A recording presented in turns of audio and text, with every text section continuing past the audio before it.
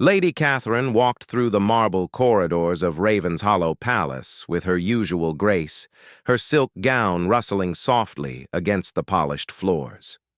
The morning sun streamed through the tall windows, casting golden patterns across the walls adorned with centuries-old portraits of the royal family. She had lived in this palace for 3 years now, ever since her marriage to Duke Alexander, and yet sometimes she still felt like a stranger within these walls. The Duke had left early that morning for a hunting expedition with his closest friends. Catherine remembered the hurried kiss he had given her before departing, his mind already focused on the day ahead. She had watched from their bedroom window as his carriage disappeared beyond the palace gates, carrying him away to the northern forests where wild boar roamed freely. As she made her way to the morning room for breakfast, Catherine decided to take a different route through the palace. She often did this, exploring corridors she rarely used, discovering hidden alcoves and forgotten rooms that held secrets from decades past. The palace was enormous, with over 200 rooms, and even after 3 years, she continued to find new spaces. The servants moved quietly through the halls, going about their daily duties with practiced efficiency. They nodded respectfully as she passed, some offering warm smiles that reminded her she was more than just another member of the nobility to them. Catherine had always treated the staff with kindness and respect, something that had earned her their loyalty and affection. In the morning room, she found her usual breakfast waiting: fresh bread, butter churned from the palace dairy, honey from the royal beehives, and tea imported from distant lands. The room overlooked the palace gardens, where gardeners were already tending to the rose bushes and trimming the hedges into perfect geometric shapes. As she ate, Catherine reflected on her life at the palace. Her marriage to Duke Alexander had been arranged by their families, a union designed to strengthen political alliances and increase trade agreements between their regions. She had not known him well before their wedding, but she had hoped that love would grow between them over time. Alexander was handsome and charming when he chose to be. He had dark hair that fell in waves across his forehead and eyes the color of storm clouds. When he smiled, which he did often in public, he could charm anyone in the room. He was educated, well-traveled, and respected among the nobility for his intelligence and political acumen.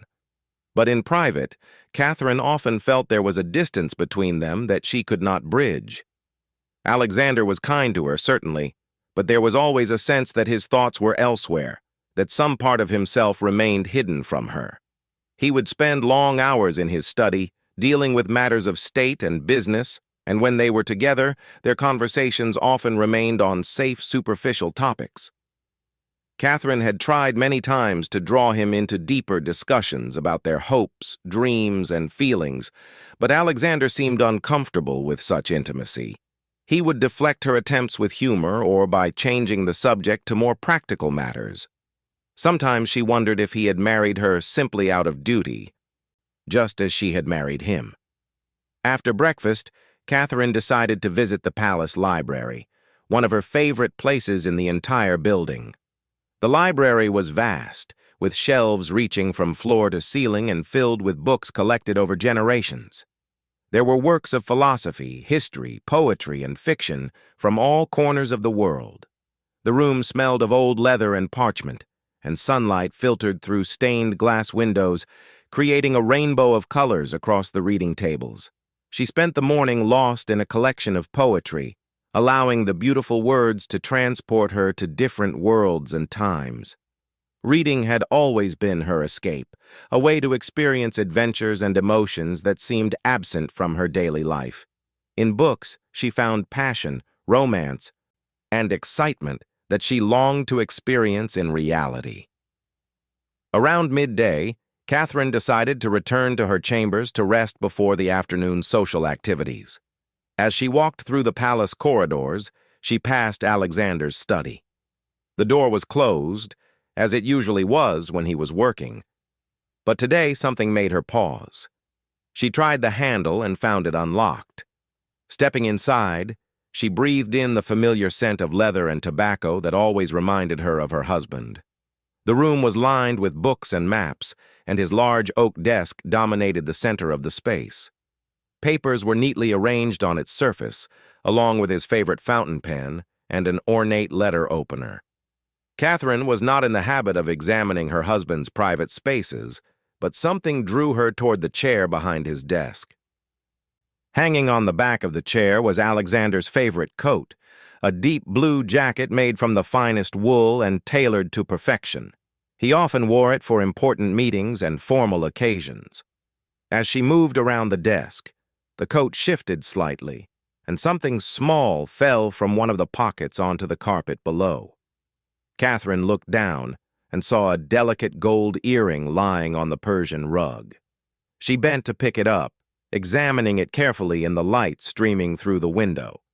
The earring was beautiful, crafted from rose gold and set with a small but brilliant diamond. The design was elegant and expensive, clearly made by a master jeweler. Catherine turned it over in her palm, studying every detail.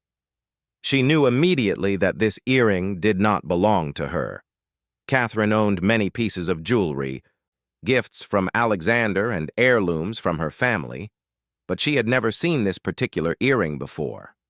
The style was different from anything in her collection, more modern and bold than the traditional pieces she typically wore. The rose gold had a warm, pinkish hue that caught the light beautifully, and the diamond was cut in a way that made it sparkle with unusual intensity.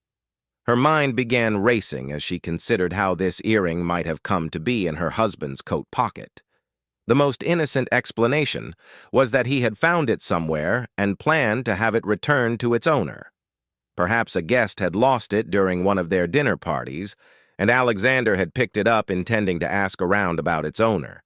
But as Catherine stood there holding the earring, other possibilities began to creep into her thoughts.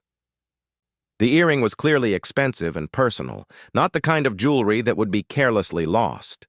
It was also small enough to be easily hidden, the type of intimate gift that might be exchanged between lovers. Catherine felt a cold sensation spreading through her chest as she considered this possibility. Could Alexander be involved with another woman? The thought had never seriously occurred to her before, despite the emotional distance she sometimes felt between them. He had always been proper and respectful in his behavior toward her, and she had assumed that whatever passion was missing from their relationship was simply due to the arranged nature of their marriage. She examined the earring again, looking for any clues about its origin or owner. There were no initials or distinctive marks that might identify the jeweler or purchaser. The style suggested it was relatively new, probably purchased within the last year or two. Catherine tried to remember the women who had been guests at the palace recently. There had been several dinner parties and social gatherings over the past months, attended by various members of the nobility and their wives. Had any of them worn jewelry similar to this earring? She tried to recall the details of their attire, but found it difficult to remember specific pieces of jewelry. The more she thought about it, the more troubled she became. If Alexander was having an affair, how long had it been going on? Was it someone she knew, perhaps even someone she considered a friend? The betrayal would be devastating enough, but the thought that she might have been unknowingly socializing with her husband's lover made her feel sick. Catherine carefully placed the earring back in Alexander's coat pocket, exactly where she had found it. She did not want him to know that she had discovered it, at least not yet. She needed time to think, to consider what she should do with this information. As she left the study, closing the door quietly behind her, Catherine felt as though her entire world had shifted. The palace corridors that had seemed so familiar and welcoming just hours before now felt cold and foreign. The portraits on the walls seemed to be watching her with knowing eyes, as if they were aware of secrets she was only beginning to discover. She made her way back to her chambers, her mind spinning with questions and doubts. Once inside, she sat on the edge of her bed and tried to process what had happened. The earring could be innocent, she reminded herself. There could be a perfectly reasonable explanation for its presence in Alexander's coat. But deep in her heart, Catherine knew that something had changed. The trust she had placed in her husband, the foundation upon which their marriage was built, had been shaken. Whether the earring belonged to another woman or not, its discovery had opened a door in her mind that she could not close. She thought about their relationship over the past 3 years, examining it with new eyes. Had there been signs she had missed? Unexplained absences, changes in his behavior, moments when he seemed distant or distracted? Alexander traveled frequently on business, sometimes for days or weeks at a time. She had never questioned these trips, trusting that they were necessary for his work and political responsibilities. Now she wondered if some of those trips had other purposes. Had he been meeting with someone else, someone who wore delicate rose gold earrings and captured his attention in ways that Catherine apparently could not? The afternoon sun was beginning to fade when Catherine finally rose from her bed. She had spent hours lost in thought, turning the situation over in her mind from every possible angle. She knew she could not simply ignore what she had found. The earring was evidence of something, and she needed to understand what that something was. But she also knew she had to be careful. If she confronted Alexander directly without more information, he could easily deny any wrongdoing and perhaps become more careful about hiding any evidence of an affair. If there was another woman, Catherine wanted to know who she was and how serious the relationship had become. As evening approached and the palace began to prepare for dinner, Catherine made a decision. She would watch and wait, observing Alexander's behavior more carefully than she ever had before. She would pay attention to his comings and goings, his correspondence, and his interactions with others. The earring would remain her secret for now, but it would also serve as her motivation to uncover the truth about her marriage. If Alexander was betraying her trust, she would find out. And when she did, she would be prepared to decide what to do about it. The sound of carriage wheels on cobblestones drew her to the window. Alexander had returned from his hunting trip. Catherine watched as he stepped down from the carriage, looking tired but satisfied with his day. He handed his rifle to a waiting servant and began walking toward the palace entrance. In just a few moments, he would be upstairs, greeting her with the same polite affection he always showed. He would ask about her day and tell her about his hunting success. They would dress for dinner and sit together at the long dining table, making polite conversation about trivial matters. But everything would be different now, because Catherine would be watching and listening with new intensity. The earring had awakened something in her, a determination to understand the true nature of her marriage and her husband's feelings. As she heard Alexander's footsteps on the stairs outside their chambers, Catherine took a deep breath and prepared to begin what she now realized would be an investigation into her own life. The woman in the rose gold earrings, whoever she was, had unknowingly started a chain of events that would change everything. Catherine smoothed her dress and arranged her face into the pleasant expression Alexander expected from her. But behind her calm exterior, her mind was already working, planning how she would uncover the secrets that the small golden earring had revealed. The game had begun, and Catherine intended to discover every truth hidden within the walls of Raven's Hollow Palace. The following weeks passed in a strange dance of normalcy and suspicion for Catherine. She maintained her usual routines, attending social functions, managing household affairs, and participating in the various activities expected of a duchess.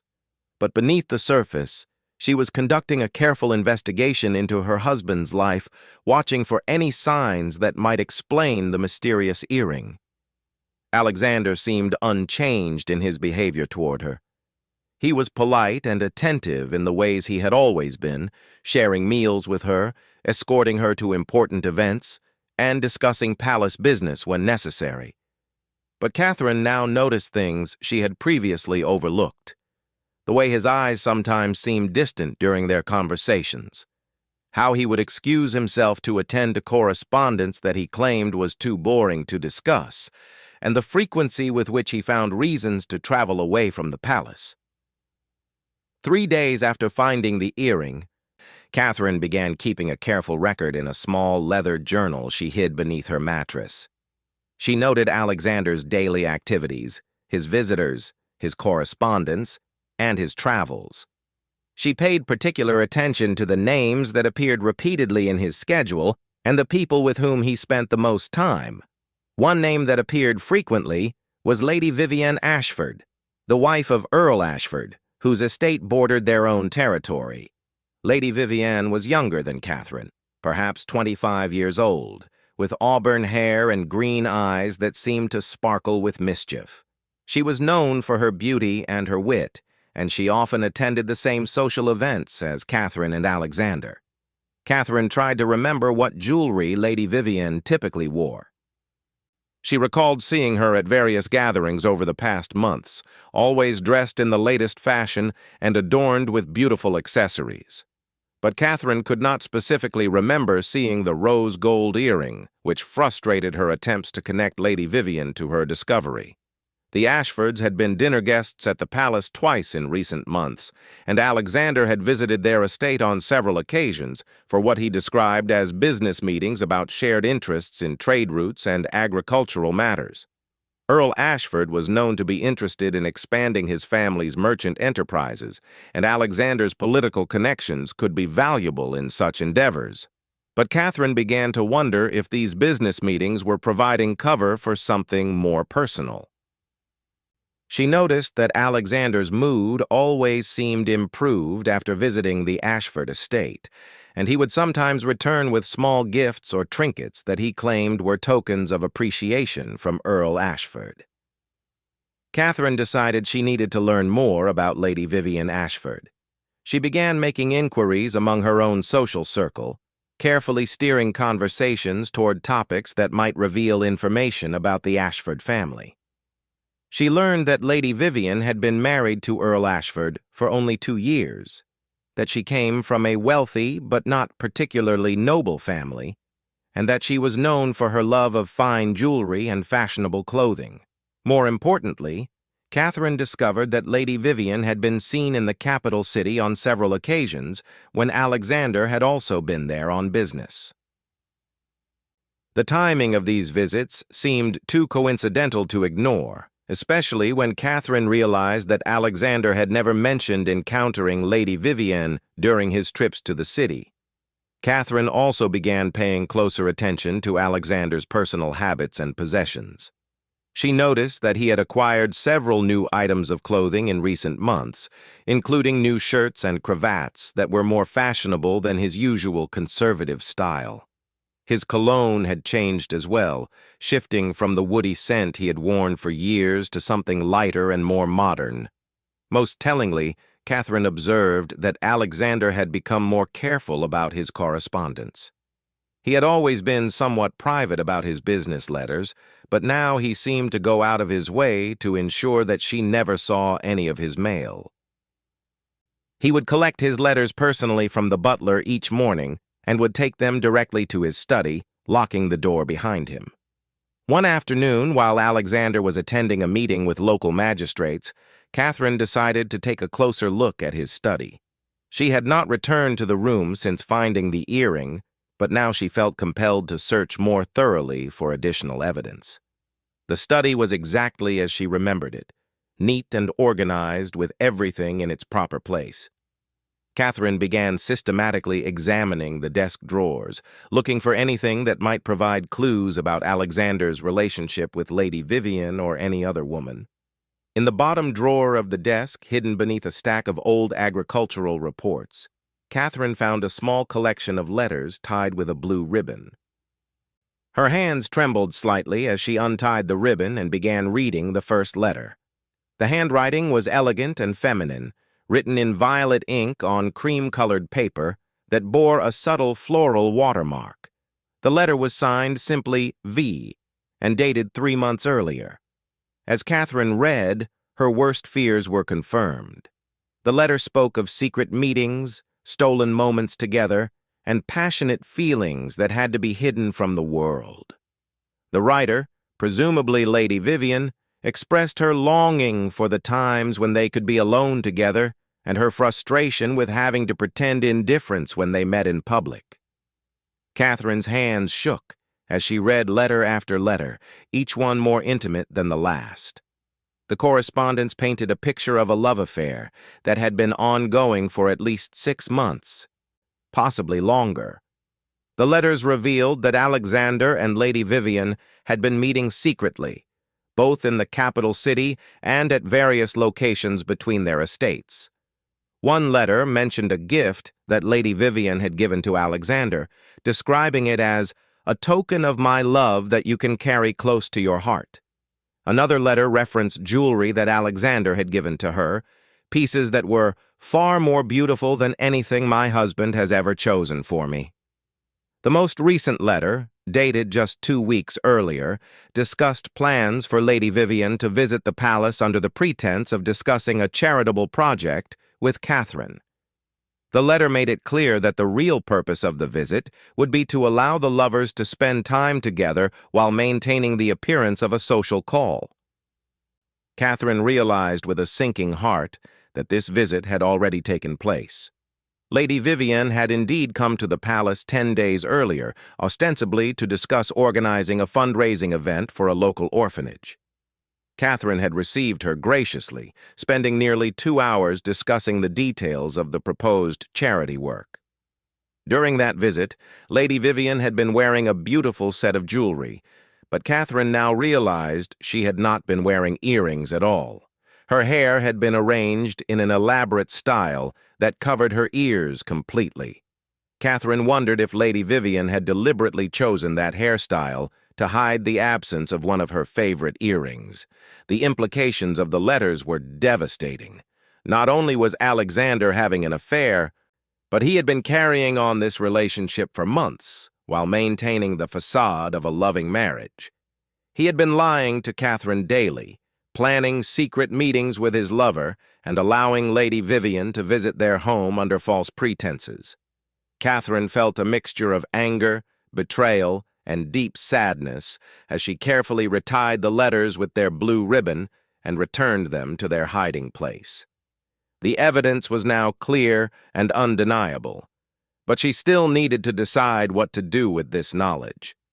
As she left the study, Catherine's mind was racing with possibilities. She could confront Alexander immediately, presenting him with the evidence of his infidelity and demanding an explanation.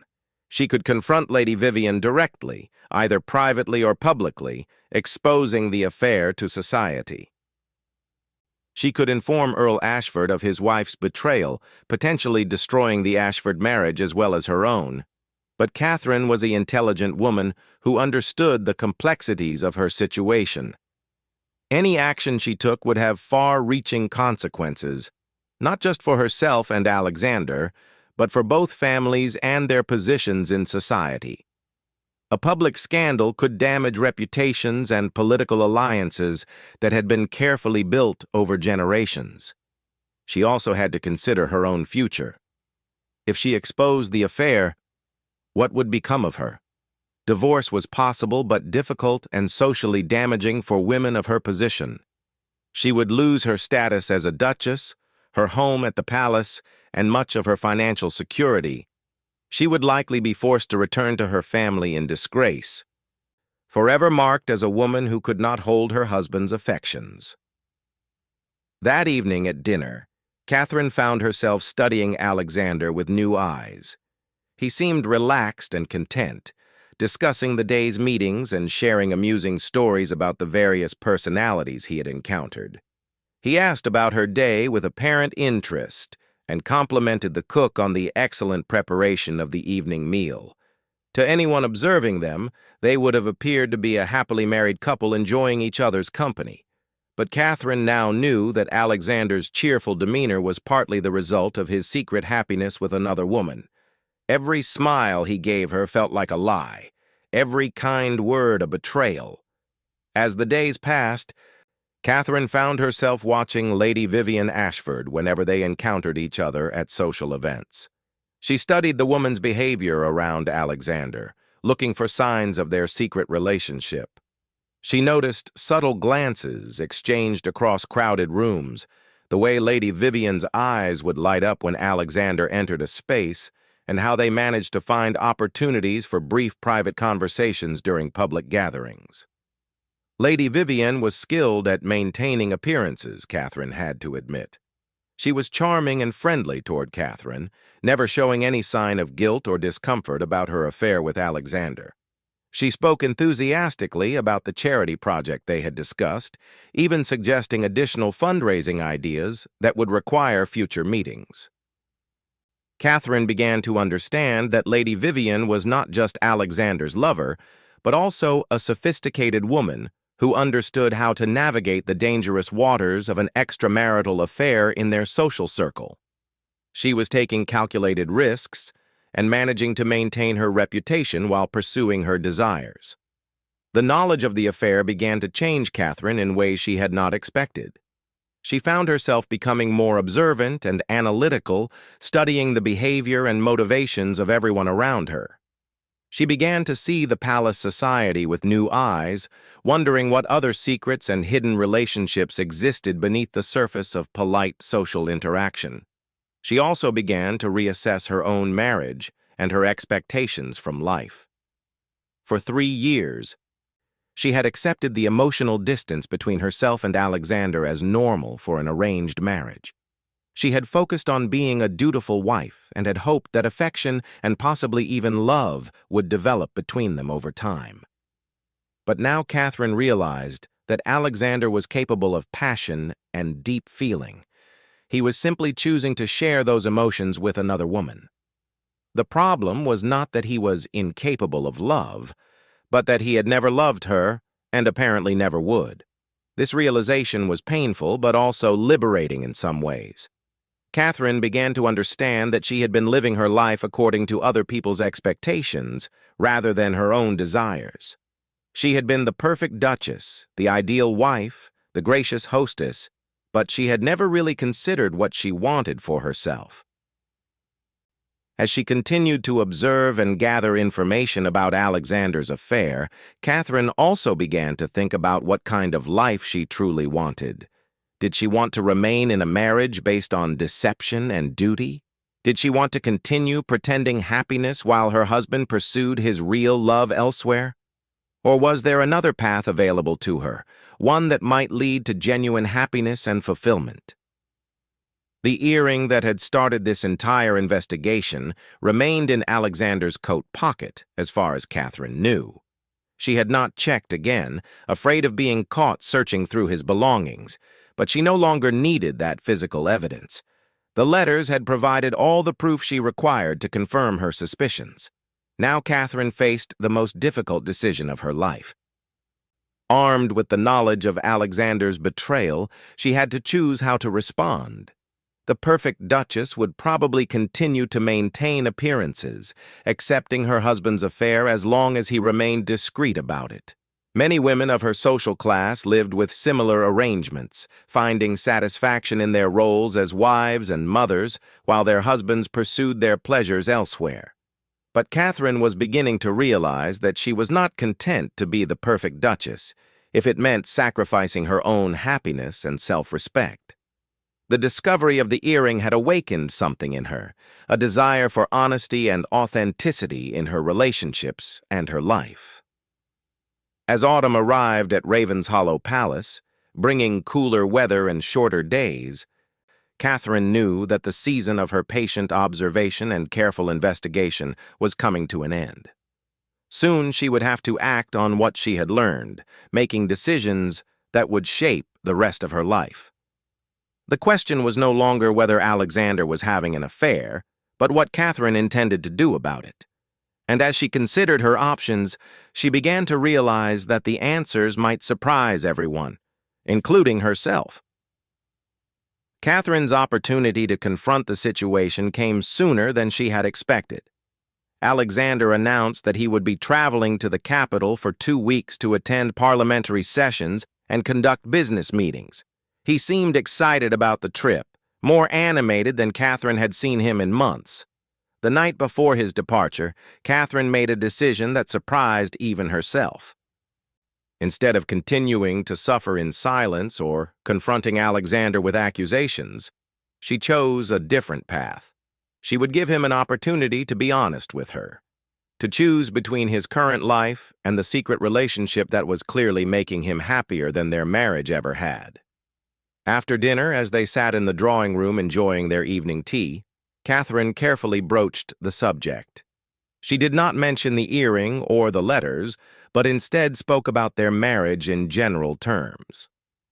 "Alexander," she began, setting down her teacup with deliberate precision, "I have been thinking about our relationship lately, and I believe we need to have an honest conversation about our future together." Alexander looked up from the documents he had been reviewing for his trip, his expression showing mild surprise at the serious tone of her voice. "Of course, Catherine. What is troubling you?" "I want to know if you are happy in our marriage," Catherine said directly, watching his face carefully for any reaction. "Not whether you are content or satisfied with our arrangement, but whether you are truly happy." The question seemed to catch Alexander off guard. He set aside his papers and looked at her with more attention than he had shown her in months. "That is rather a philosophical question, is it not? Happiness in marriage is, well, it develops over time between compatible people who respect each other." "That is not what I asked," Catherine replied calmly. "I asked whether you are happy, whether you find joy and fulfillment in our relationship, whether you look forward to spending time with me, whether you feel passion and excitement when you think about our life together." Alexander was quiet for a long moment, clearly struggling with how to respond. Catherine could see the conflict in his expression as he weighed his words carefully. "Catherine, I care for you deeply. You are an excellent wife, a gracious hostess, and a woman of intelligence and dignity. Our marriage serves both of our families well, and we have built a good life together." "But you are not happy," Catherine said softly, stating it as a fact rather than a question. Alexander sighed deeply, and for the first time since their wedding, Catherine saw complete honesty in his eyes. "No," he admitted quietly, "I am not truly happy in our marriage, and I do not believe you are either, though you have been too kind to say so." The admission hung in the air between them like a bridge neither had dared to cross before. Catherine felt a strange sense of relief at finally hearing the truth spoken aloud, even though it confirmed her worst fears. "You are right," she said. "I am not happy either. I have tried to be the wife you needed, to fulfill my duties and maintain appearances, but I have never felt the kind of love and connection that I dreamed of finding in marriage." Alexander leaned back in his chair, looking older and more tired than Catherine had ever seen him. "I am sorry, Catherine. You deserve better than what I have been able to give you. You deserve a husband who loves you the way you should be loved. And you deserve to be with someone who makes you truly happy," Catherine replied, her voice steady despite the emotion she felt. "Someone who brings joy to your life and makes you look forward to each new day." They sat in silence for several minutes, both processing the magnitude of what they had just acknowledged. Finally, Alexander spoke again, his voice barely above a whisper. "There is someone," he said, not looking at Catherine directly. "Someone who has captured my heart in ways I never expected. I never intended for it to happen, and I have tried to resist these feelings, but you cannot," Catherine finished for him. "And you should not have to.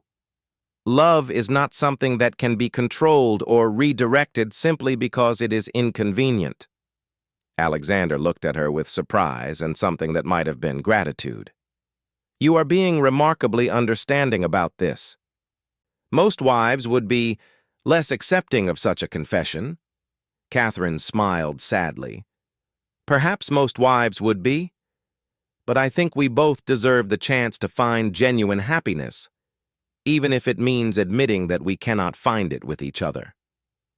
"What are you suggesting?" Alexander asked, though Catherine could see in his eyes that he already understood what she was implying.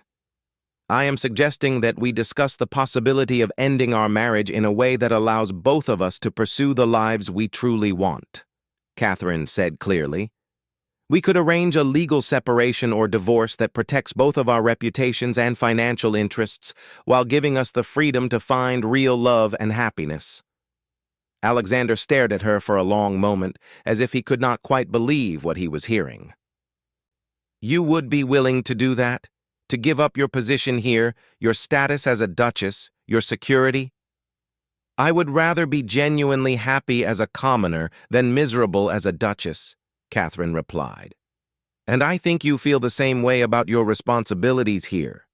You could maintain your title and position while pursuing a relationship that brings you joy instead of obligation." "The scandal would be enormous," Alexander said, though Catherine could hear the hope creeping into his voice. "Both of our families would be outraged. Society would condemn us both." "Society already whispers about many things," Catherine said with a small laugh. "At least they would be whispering about something true for once. And as for our families, they will eventually understand that we made the best decision we could for everyone involved." Alexander stood and began pacing the room, his mind clearly racing as he considered the possibilities Catherine had presented.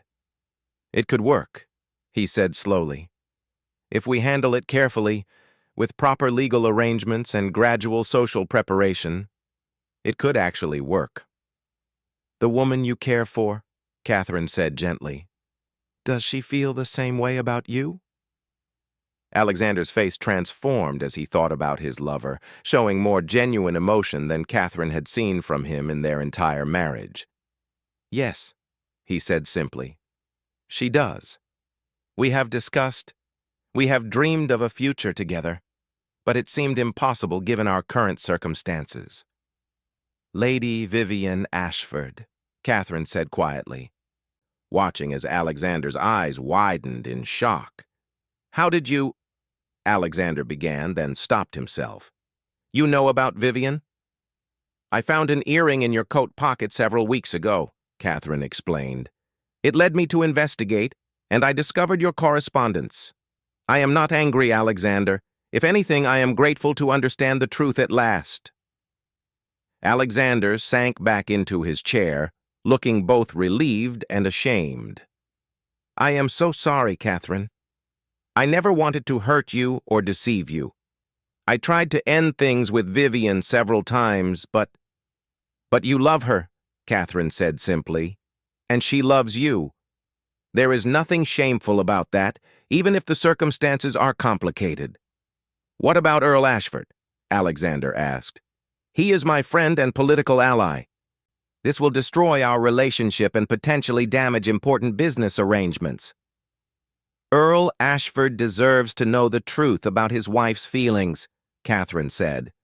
"Perhaps their marriage is no happier than ours has been. Lady Vivienne may have married him for the same reasons I married you: duty, family expectations, financial security. If so, he might also benefit from the opportunity to find a more compatible partner." Alexander looked at Catherine with something approaching amazement. "You have thought this through very thoroughly." "I have had several weeks to consider all the possibilities," Catherine admitted. "At first I was hurt and angry about the deception, but as I thought about our situation more deeply, I realized that we have all been trapped by expectations and arrangements that do not serve any of us well." "What would you do?" Alexander asked. "If we went forward with this plan, where would you go? How would you live?" Catherine had indeed thought about this question extensively. "I have some money of my own, inherited from my grandmother. It would be enough to live independently, perhaps in a smaller city where I could start fresh without the weight of everyone's expectations. I might travel, write, engage in charitable work that truly interests me. For the first time in my life, I could make my own choices about how to spend my days." "You could remarry," Alexander suggested. Find someone who could love you the way you deserve to be loved. Perhaps, Catherine agreed. Or perhaps I will discover that I am perfectly happy on my own, free to pursue my own interests and friendships without having to consider anyone else's desires or obligations. They continued talking late into the night, discussing the practical details of how such a separation could be arranged. They would need lawyers, financial advisors, and careful timing to minimize the social and political damage. Alexander's trip to the capital would provide an opportunity to consult with legal experts who could advise them on the best course of action. "There is one thing I must know," Alexander said as they prepared to end their conversation. "Do you hate me for what I have done? For the deception and the betrayal?" Catherine considered the question carefully before answering. "No, I do not hate you. I am disappointed that you felt you could not be honest with me sooner, but I understand why the truth seemed too difficult to share.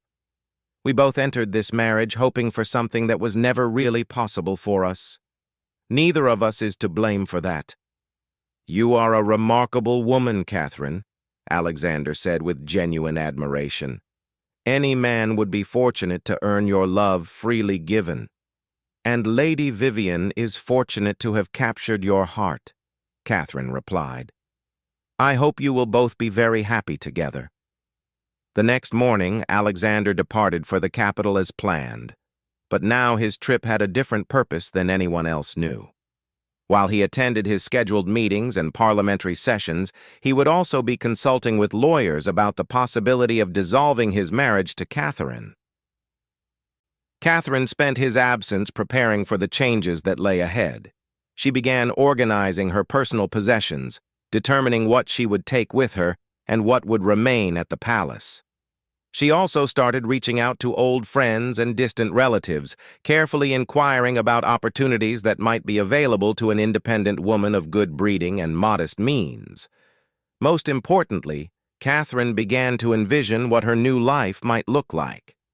For the first time since her wedding day, she allowed herself to dream about a future filled with possibilities rather than obligations. She might travel to places she had only read about in books. She could pursue interests and friendships based on genuine compatibility rather than social expectations.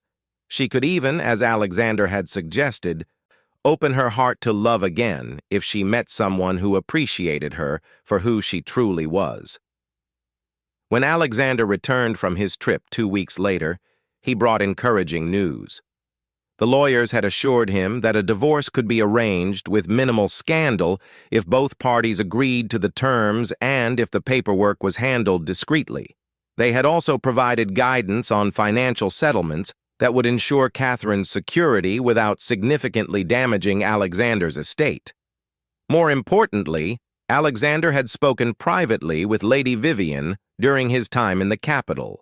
She had been overjoyed to learn that Catherine was willing to grant him his freedom, and she had also agreed to speak honestly with Earl Ashford about the state of their own marriage. As autumn turned to winter at Raven's Hollow Palace, Catherine and Alexander worked together to arrange the end of their marriage with the same care and consideration they had always shown for important family business. They hired the best lawyers, consulted with financial advisors, and began the delicate process of preparing their families and social circle for the news. The announcement, when it came, did indeed cause a significant stir in their social circle. But Catherine and Alexander had prepared carefully, presenting their decision as a mutual agreement reached by two mature adults who wanted the best for each other. They emphasized their continued respect and affection for one another and their shared desire to remain friends despite ending their marriage. Lady Vivian's conversation with Earl Ashford had yielded surprising results. The Earl admitted that he too had been unhappy in their marriage and had been considering pursuing a relationship with a widow of his acquaintance. Rather than fighting the divorce or demanding satisfaction from Alexander, Earl Ashford agreed to grant his wife her freedom as well. By spring, both divorces had been finalized with remarkably little scandal or social disruption. Alexander and Lady Vivian announced their engagement shortly afterward, while Earl Ashford began courting the widow who had captured his interest. Catherine left Ravenshollow Palace on a beautiful morning in May, taking with her only her most treasured possessions and a sense of excitement about the future that she had never felt before. Alexander accompanied her to the carriage that would take her to her new life, and they parted as friends who had given each other the greatest gift possible, the freedom to pursue genuine happiness. As her carriage rolled away from the palace grounds, Catherine looked back only once at the building that had been her home for 3 years. She felt no sadness or regret, only gratitude for the lessons she had learned and the strength she had discovered within herself. The small rose gold earring that had started this entire chain of events had long since been returned to its rightful owner. But Catherine would always be grateful for its appearance in her life, because it had led her to discover something far more valuable than jewelry: the courage to choose her own path and the wisdom to recognize that sometimes the greatest act of love is letting go. In her reticule, Catherine carried the deed to a small house in Bath that would be her new home, letters of introduction to interesting people who could become friends, and a leather-bound journal in which she planned to record her adventures and observations as an independent woman, making her own way in the world. For the first time in her life, Catherine faced an uncertain future, and she had never been happier. The earring had revealed the truth about her marriage, but more importantly, it had revealed the truth about herself, that she was stronger, braver, and more capable of change than she had ever imagined. As the carriage carried her toward her new life, Catherine smiled and opened her journal to begin writing the first chapter of a story that would be entirely her own.